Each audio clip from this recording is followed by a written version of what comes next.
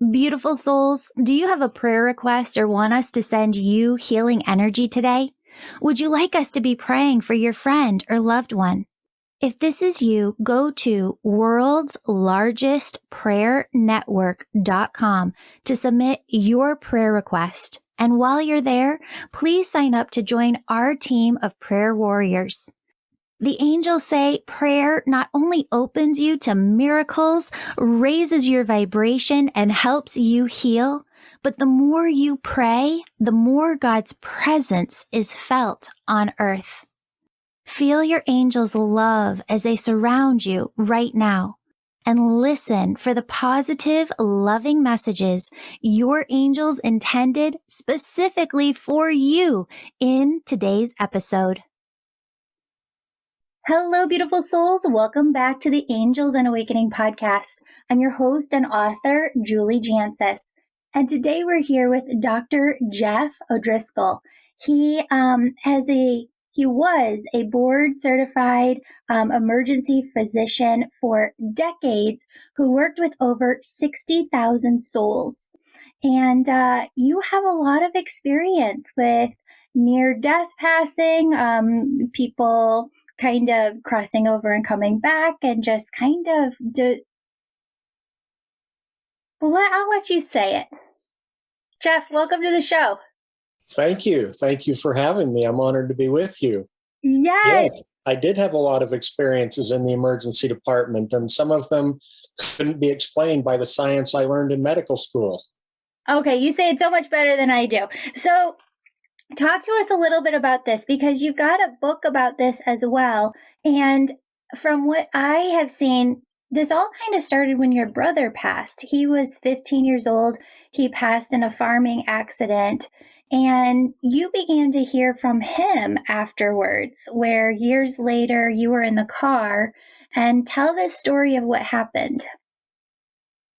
My brother tipped a tractor over just a month before my 12th birthday. And I didn't think it had any major impact on me, really. I mean, I loved my brother. We spent a lot of time together, but his departure, I didn't think it really impacted me in a deep way. But I did start receiving messages. And as you mentioned, on one occasion, I was driving along in a car after dark on a narrow, windy country road. I had two friends in the car. In those days, none of us wore seatbelts. It was a Volkswagen, and I heard a voice, and it said, "You need to slow down." And for some reason, I listened. I slowed down, I went around a corner, and I hit a Cadillac head on. Wow. There was a lot of damage to the vehicles, but nobody was injured. And looking back, I think that I might have died that night if I hadn't have listened. And I didn't understand for a long time the voice that I heard, because I was in a very rebellious part of my life. I wouldn't have listened to my parents or any authority figure. But for some reason, I listened to that voice, and I later came to believe that it was because it was my brother. I had grown up with my older brother, and I would listen to anything he said. I would believe everything he told me. And I think that was the only voice I would have listened to that night.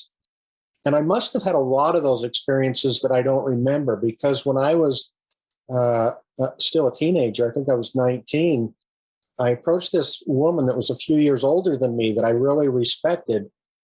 And she seemed to have a lot of insight about spiritual things, if you will. And I asked her, with the only vocabulary available to me at that time in my young life, without giving her any context at all, I just looked at her and I said, "Does God ever speak to you in sentences?" Mm-hmm. And she just looked at me with a very knowing look, and she said, "Don't ever doubt that," which proved to be good advice. It was about 20 years after my brother died that he came to me one day, and I had an experience with him. And he told me, "You have to go talk with our mother, because there's things she's never told you about my death." Mm. I went and sat down one quiet day with my mother, and we visited for a while. And she told me for the very first time, she said, "I always knew where you were in the house before Stan died, because I could hear you singing. When your brother died, you stopped singing." That was the first time I realized the impact that his departure had had on my life. Wow. When you say that you heard him. My dad passed away. You probably don't know my story, but I started hearing from him too. And when I describe what it sounds like, it doesn't sound like my dad's voice, right? It sounds like my own internal dialogue, but I can tell the difference now. It's very, very subtle between what's spirit or what's him versus what's my own internal dialogue. Did it sound to you when your brother was coming through to you like it was your own internal dialogue or his voice? I've had both experiences, so I appreciate the difference you're describing. And sometimes I have had experiences that felt like my own internal dialogue, but often I've recognized the voice that was speaking to me, or I had an ineffable knowing of who was speaking to me. Because as you know, if you've had these experiences, the words are the tiniest slice of what's delivered. What you get is this profound flow of knowledge and understanding, and you understand where it came from and why and the context, and it all flows instantaneously, often with just a few words. It's almost like it's really a telepathic language that brings through it a very profound energy, wisdom, and knowledge that's just delivered telepathically. Yeah, when you mentioned that your father had passed, it reminded me when I published my book, I had a handful of brand new books off the press in my bag, and I was sitting in the lounge at the airport going to my first formal speaking engagement near Boston, Massachusetts. And this young couple came and sat down next to me and started asking the usual airport questions, where are you going? What are you doing? And when they found out what I was going to be speaking about, this young woman, she just got a really serious look on her face, and she said, my grandfather just died, and he's come to me a couple of times. And we had a beautiful conversation. Initially, I wondered, why would you share something so intimate with a total stranger? And then I realized, oh, she knows I'm a safe space. She knows she can tell me and I'll believe her. And she took one of my books and went and caught her plane. As you mentioned at the beginning, I'd estimated in excess of 60,000 patients by that time. And on the plane to Boston, a voice spoke to me and said, you will help more people with this book than you helped as a physician in the emergency department. Isn't that incredible? It gave a whole new view of the next chapter of my life. Yeah. So were you a physician at that time? I had stopped seeing patients by then. I stopped seeing patients, and about 6 months later, I woke up one day and something clicked in my soul, and I understood it's okay to talk about it now.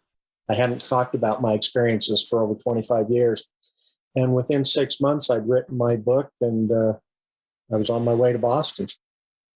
So it's interesting because you started off saying, it's interesting that your dad passed away, Julie, and then you talked about the airport in Boston, and my dad ran that airport in Boston, helped run that airport. Wow. Before he passed, and that's where he lived. So that's kind of cool too. Love it. Like Spirit's bringing through messages inside the interview. That's kind of how a lot of what I'm doing started, actually. After I published my book, a lot of people wanted to talk to me about my book, and we'd have these long conversations over lunch often. And I found that frequently I would get these messages about what to say to these people, and they weren't my words. Yeah. And it happened very organically, this transition to what I'm doing now, where I sit and help people connect with their highest self and their most authentic life. Mm-hmm. I love that. That's amazing. And that's exactly what it's about, right? Because once we push ourselves aside, the divine can come through and just bring through whatever needs to come through. I'm interested in your view as a doctor. Where do the body and spirituality intersect? Great question. I'm of the belief that we all existed long before we were born, that we existed in some form that we don't fully understand now, and that we're now experiencing life in this physical realm, and that we continue to exist beyond physical death. So, as you mentioned, I was having these experiences from my young teenage years. And sometimes, as the messages became more frequent and more powerful, more substantive, I sometimes would see the messenger delivering the message. And so by the time I got to the emergency department, sometimes I would see souls leave their bodies when they died, and they'd communicate with me before they left. But it felt natural to me. It felt normal because of all these experiences that I'd had in the decades leading up to that. So in medical school, I learned all about the physical body and how to take care of the physical body. But I already had this innate understanding about a spiritual element to our existence. And for me, a lot of people talk about there's this conflict between science and spirituality, but for me, it never felt like a conflict. It felt complementary. They go together. And often when you take care of the spirit or the soul, you take care of the body, and vice versa. Yeah, I love that. Do you think, though, that when we don't care for our physical bodies, that it impacts our spirituality? If so, how so? I think it does.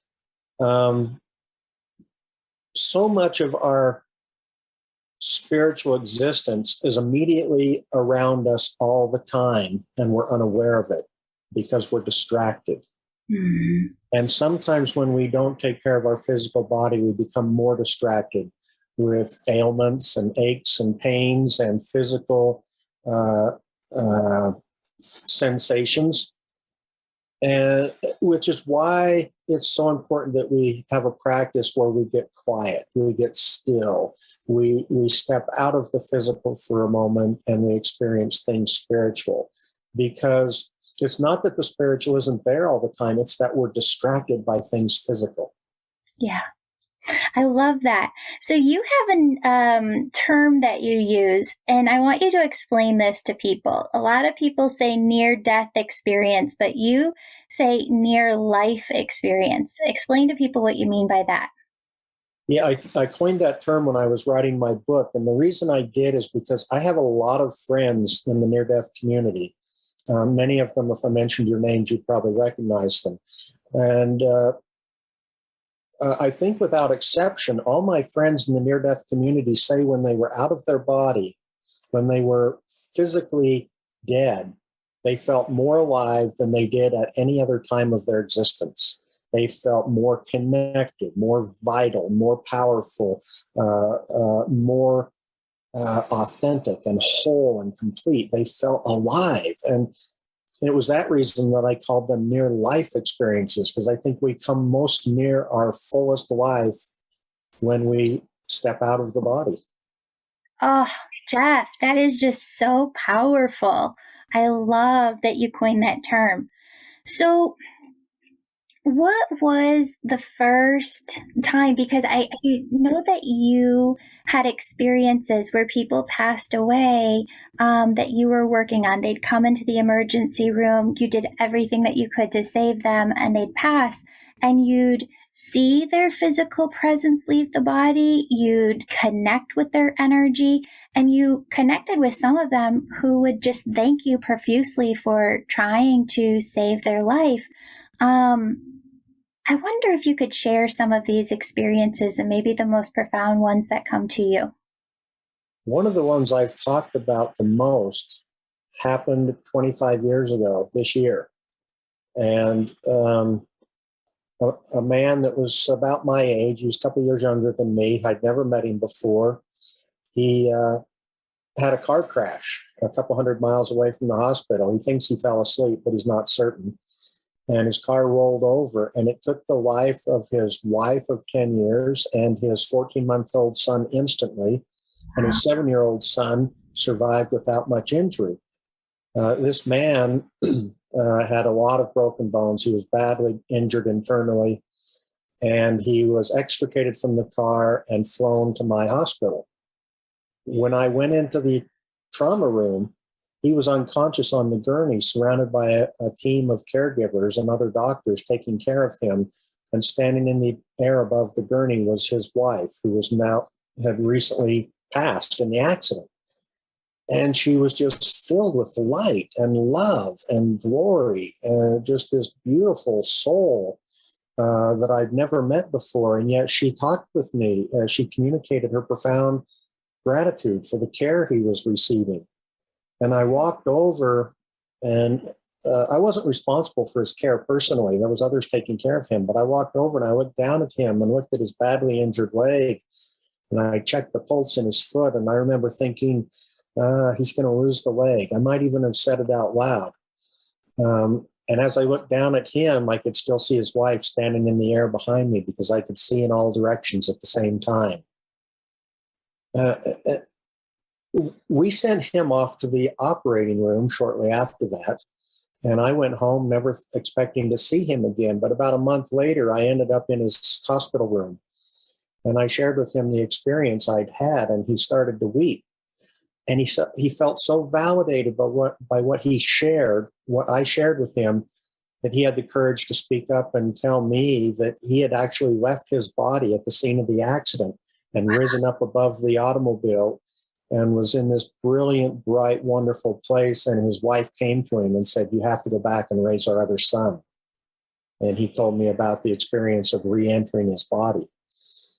His name's also Jeff. We've been good friends now for over 25 years. So as you've had some of these experiences, would you talk about it in the hospital? Because I've met a lot of people who work in hospitals and they're like, "Julie, I get laughed out of a room." I just wondered if this felt like an isolating experience as you were a physician seeing this happen. Did you have an outlet to talk about it with other people? Well, as a matter of fact, there was one nurse, and she had profound experiences that she shared with me, and some of them made me weep. They were so amazing. And she pried it out of me. She pulled it out like pulling teeth until I finally shared some of my experiences with her. So she knew about these experiences I had. And in fact, it was her that came and grabbed me by the arm that night when Jeff Olson is his name. He was flown to the hospital. She came and grabbed me by the arm and said, "You have to come to the trauma room." I wasn't even going to go in there. And she said, "No, you have to come." And I said, "Why?" And she said, she's there. I said, "Who's there?" And she said, "His wife. She's there. You have to come." And then I realized what she was talking about. Mm-hmm. And I never expected to see Jeff Olson again after that night. But it was a month later, she came and grabbed me by the arm again and said, "We have to go tell him what happened," because she saw his wife too. She said, "We have to go tell him." And so she drugged me up to his hospital room, and that was the reason that Jeff and I are friends today. So there was one other person that I talked about these things with.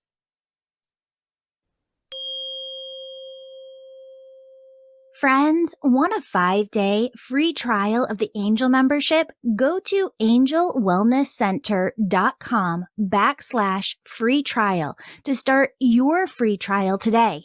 You're not going to want to miss out on 2023 in the Angel membership. We're adding intuitive development circles, expert guest faculty teachers, 40 new pre-recorded energy healing sessions guiding you to hear your own angel messages, and content exclusively for kids. A whole year of new Angel membership content starts January 1st, 2023. The angels call it a year of ease and healing the whole you, mind, body, and spirit. With topics like somatic healing and embodiment work, we're focused on spiritually healing the whole being through a journey of personal transformation. Plus, you'll get access to live events and past content. Sign up for your 5-day free trial now. One more surprise. We launched the Intuitive Kids podcast early. You can now listen everywhere podcasts are found. To celebrate, we're giving away dozens of prizes in a drawing for people who leave a 5-star positive review. So don't forget, leave a review of the Intuitive Kids podcast and separately sign up for your 5-day free trial of the Angel membership. We know you're going to love it. Details are in the show notes.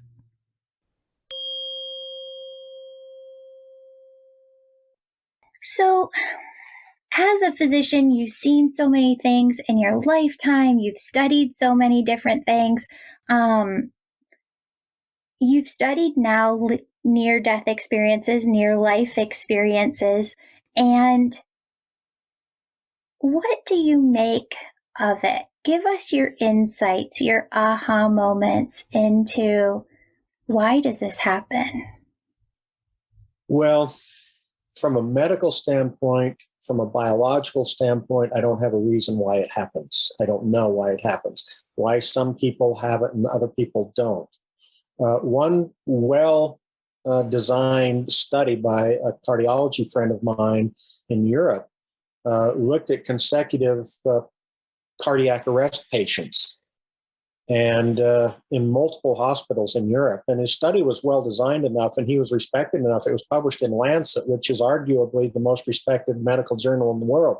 Wow. And he found that about 20% of cardiac arrest survivors have one of these near-death experiences or out-of-body experiences.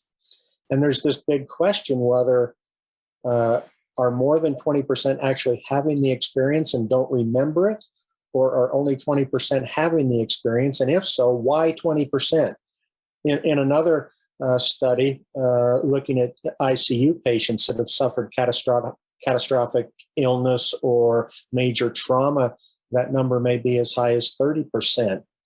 So these experiences are happening a lot. And I don't know why they happen from a medical biological perspective. The message of almost every person that has a near-death experience when they come back is one of love. It's nothing else in this world matters except love, which is wonderful considering what you have written on the board behind you. Yes, I love you. I love you. I love you.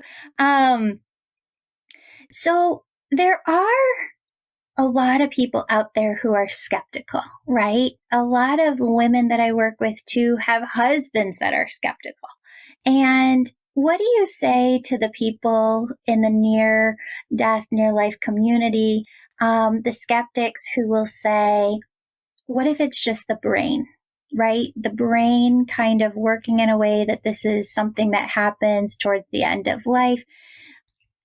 I've talked to Dr. Lisa Miller, who's done a lot of brain research, and I don't know if you've looked at any of the brain research, but she is really convinced that the brain and what's happening in the brain is completely separate from the realm of spirituality.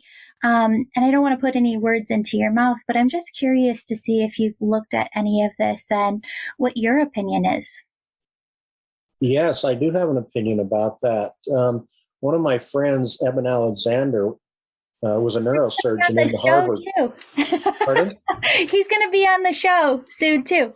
Yeah, he practiced medicine, a neurosurgeon in the Harvard system for I think 15 years until he got a rare form of meningoencephalitis. Mm-hmm. And he was on an EEG monitoring his brain waves, and he had no brain activity for a week. He was a total materialist prior to his experience, meaning that he felt that consciousness was created by the brain. After his profound near-death experience, when he recovered enough to read his own medical record, he concluded that his brain was far too sick to have created the experience he had. And one would argue, if the brain is active creating the experience he had, why did he have no brainwave activity on a continuous EEG monitor? But some months, I think it was, after his NDE, he was adopted. He didn't even know he had a biological sister until he received a letter telling him about his deceased biological sister, and it included a picture of her. And he immediately recognized the picture as the woman who had been his guide during his near-death experience. Wow. He now believes that the brain acts as a filter, that consciousness exists in spite of the brain, not because of it. So he's just one example of somebody that's intimately qualified to speak on the matter, having been his field of study and also having had his personal experience in the matter. And I agree. Consciousness exists independent of and in spite of the brain. There's another account of a woman whose name escapes me right now, but she had a vascular malformation in her brain that was so big, the only way to operate on it surgically was to do where they cool you, make you hypothermic, stop your heart, stop the blood flow, and then do the surgery on the brain. And she was on an EEG monitor. She was on a cardiac monitor. They did this procedure on her, and she had no brainwave activity and no cardiac activity. By clinical definition, one could say that she was dead. And yet when she woke up, she described experiences in the OR outside of her body, seeing things she couldn't have seen otherwise, and hearing conversations of the OR staff that took place despite the fact that she had sound emitting earplugs in her ears that would have kept her from being able to hear. Wow. So there's good evidence that these things exist despite the brain, not because of it. So that leads me to my next question, which is you've studied this, you've researched this, you've been around it for a really long time. And I wonder if you have opinions as to the percentage of people who have these experiences. Are they all mostly the same? Are they vastly different? Are there common threads?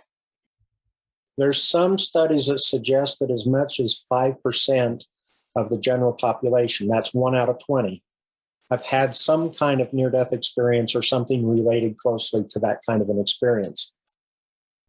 And there are common elements. They're not identical. They're not all the same. Everyone is unique in some way or another, but they do have common elements. So common, in fact, that one of the main researchers in this field, Dr. Bruce Grayson at University of Virginia, came up with a scale. When he first started studying this over 40 years ago, it was called the Grayson scale, where you describe the elements in your experience to see how closely it matches up with other people's experiences. So they actually have metrics that they measure the similarity of these things and whether they think it qualifies, if you will, as a near-death experience. Most people talk about having an out-of-body experience. A lot of them talk about encountering divine beings. Many of them encounter loved ones. A lot of them talk about lights and tunnels, going through a tunnel. They have a distorted sense of time, or a sense that time no longer exists. These are common elements that many people have, but the individual experiences are all unique. Yeah. What percentage of the folks that you have been around are fully changed after these experiences? Yes. In my experience, I think virtually all of them are deeply and permanently changed by the experience. It often disrupts their personal life because it changes their perspective in so many ways. People often end up divorcing, changing their jobs. Sometimes they take a completely different direction in life based on what they experienced. And it doesn't just change them physically or in this realm.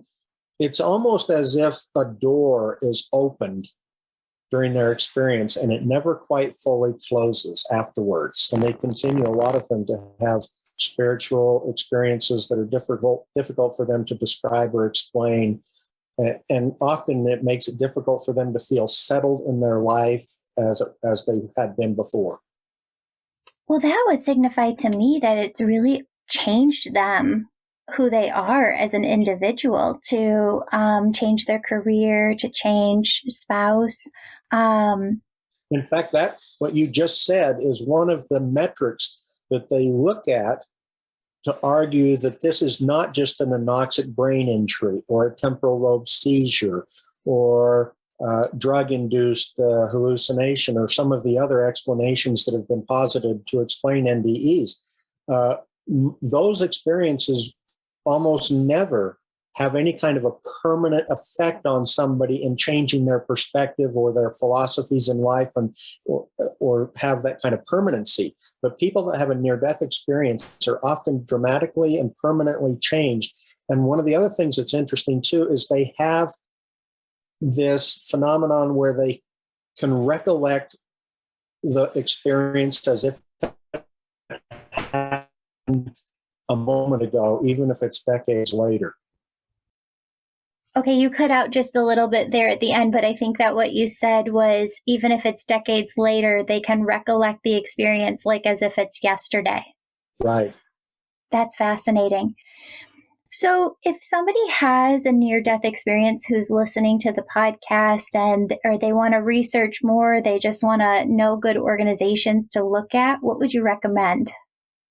There's a few things you can do. There's an organization called the International Association for Near-Death Studies.